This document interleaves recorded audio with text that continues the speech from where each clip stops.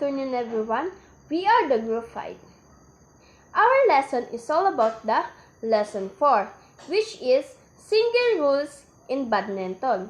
But before that, let me introduce myself. I am Crucia May Marquez from BEd 2C.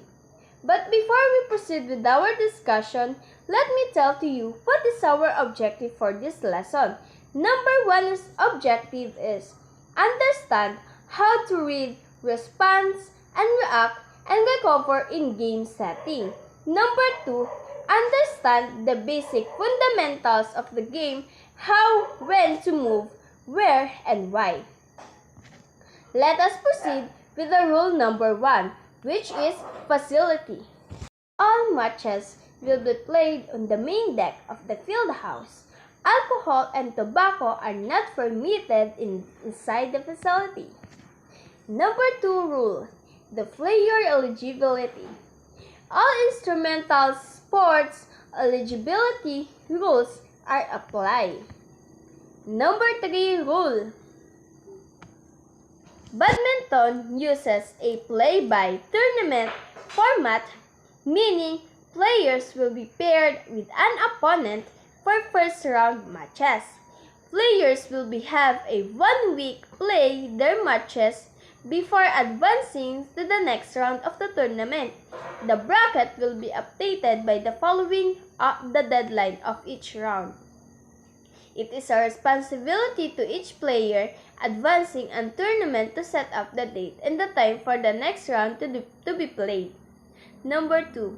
All participants are responsible to reporting the results of each match to Ashley Surgspert upon completion.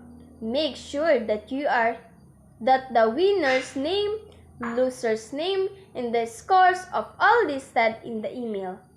Let us now proceed with our next reporter. Rule number 4, toss. The first one, before commencing a play, the opponent shall toss a coin and the person tossed shall have the option of serving first, not serving first, or choosing ends. The second one, the person losing the toss shall then have the choice of any alternative remainings. Ends are changed after games 1 and 2. If a third game is necessary, ends are changed during the game after one person has scored 11 points. The rule number 5, scoring system. The first one is a match consists of best 3 games to 21 points. The second one, at 20 all, the sides which gains a 2 points leads first wins the game. The third one, at 29 all, the side scoring the 30 points wins the game. 4, the side winning a game serves first in the next. 5, every time there is a serve, there will be a point score unless the point is replayed. 6, a 2-minute break between each game is allowed. 7, when the leading score reaches 11 points, players may take a 60 minutes break if needed. So, good afternoon. I am Judy Ann Orcasitas and I am the reporter for rule number 6 to 8. So, rule number 6, at the beginning of the game and when the server's score is even, the server serves from the right service court. The server serves from the right service court at the start of the game 0-0 and when the server's score is even. Next, if the server wins a rally, the server scores a point and then serves again from the alternate service court.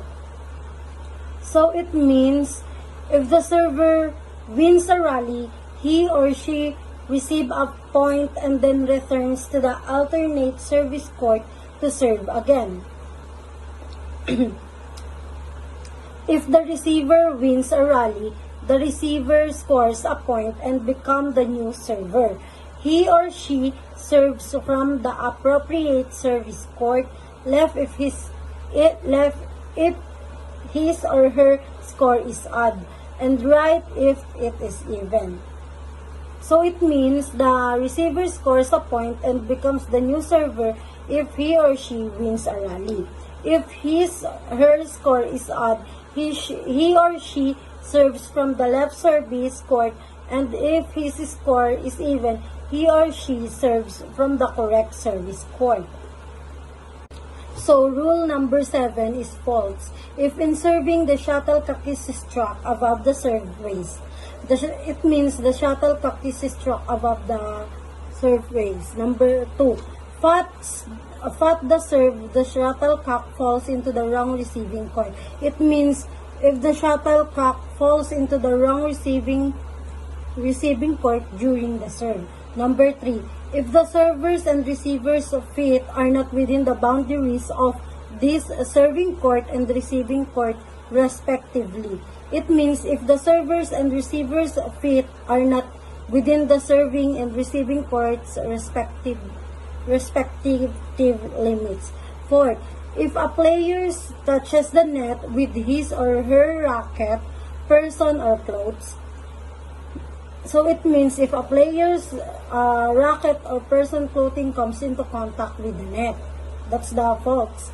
Number 5, if the shuttlecock is struck in return before it has crossed the net to his or her side, the follow-through may break the plane of the net.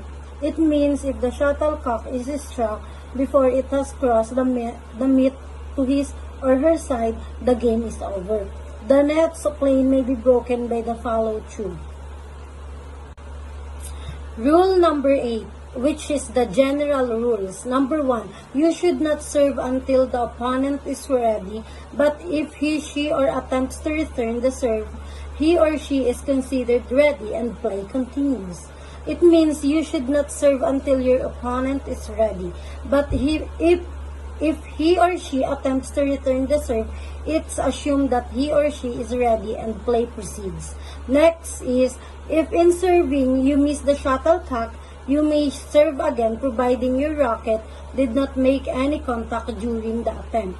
It means if you miss the shuttlecock while serving, you may serve again as long as your racket did not make touch with the shuttlecock during the attempt. Third one is, birdies that hit the net as they cross during play are good and should be played. It means that birdies that cross the net when playing are good and should be played. The fourth one is, if in serving the shuttle touches the net, it is a let provided the service is otherwise good and the birdie is serve again.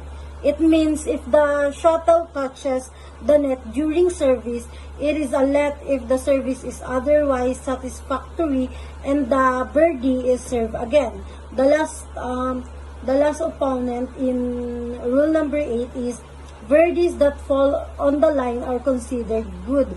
It means the birdies that land in the line are regarded as excellent. So, thank you.